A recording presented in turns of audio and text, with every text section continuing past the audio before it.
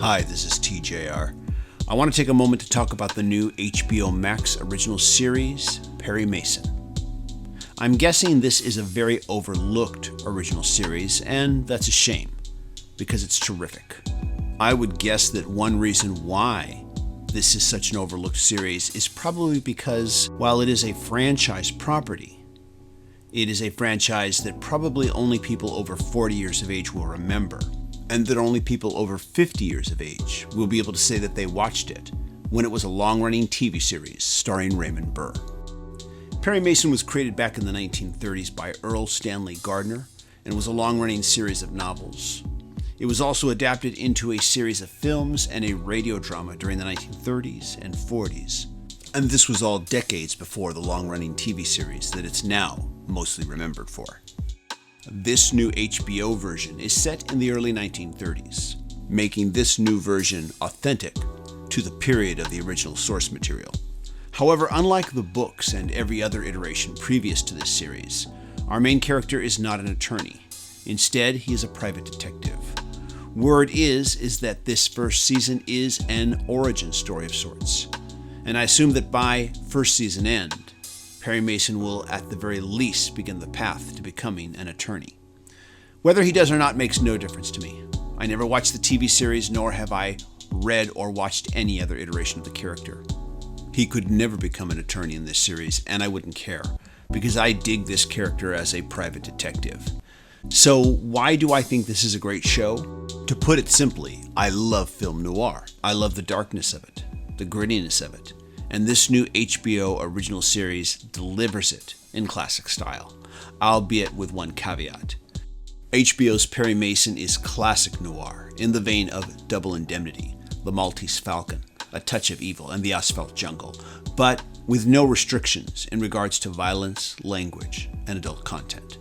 For this reason, I have to warn you that this is not your father's or even your grandfather's Perry Mason. But the classic mood is all there. The dark and conflicted heroes, the vile men who run a city, and the even more vile monsters who commit unspeakable crimes. HBO's Perry Mason is a murder mystery and a crime drama, but it's also a very intense analysis of its main character. Perry Mason, or at least this version, is a compelling portrayal of a man at a very low point in his life. A man who, at his core, is a deeply sensitive and caring individual, but who has been kicked and beaten down so much in his life that now it's almost impossible for him to show that part of himself to almost anyone around him.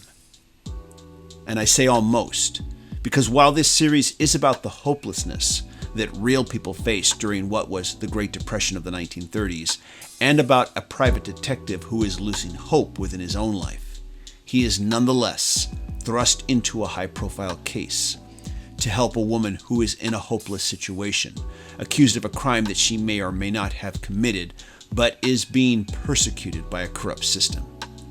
Along the way, there will be many corrupt cops and maybe even a few good ones. But 4 episodes in, this man, close to the edge of hopelessness, is starting to find some small glimmer of it. Here's hoping that by episode 8, he finds it, or at the very least, he finds justice. This is TJR, and if you like what I'm doing, be sure to click a like, click subscribe, and smash that bell notification icon so you can know when I release new videos. If you want to take that extra step, please become a patron supporter. Patron supporters get early access to select videos and exclusive content that I don't post anywhere else. I also want to recommend the show's soundtrack by Terrence Blanchard, which subtly combines modern atmospheric music with the more traditional, dark, heavy jazz tones that film noir is known for. Each episode's score is available for streaming on Tidal, Apple Music, and Spotify. Everybody, take care. I hope you all stay safe and healthy. Bye-bye.